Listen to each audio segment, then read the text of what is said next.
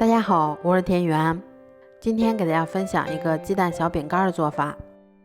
首先我们准备2个鸡蛋的蛋黄，然后再打入1颗60克的鸡蛋，最后我们再加入40克的白糖。接着我们用电动打蛋器把它们高速打发10分钟左右，一直打发到提起打蛋器留下的纹路能够像这样不易消失的状态就可以啦。鸡蛋打好后，我们再往里面筛入50克的低筋面粉，然后用铲子像炒菜一样把它们上下翻拌均匀，最后一直翻拌成像这种细腻光滑的蛋糊就可以啦。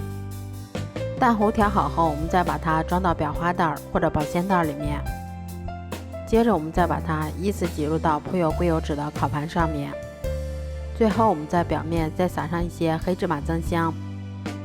接着我们再把它放到烤箱里面，烤箱中层上下火150度烤20分钟左右就可以啦。这样做出的鸡蛋小饼干吃起来非常的酥脆香甜，咬上一口还有一股浓浓的鸡蛋的香味儿。如果喜欢的话就试试吧，喜欢我的视频就关注我吧，谢谢您的支持。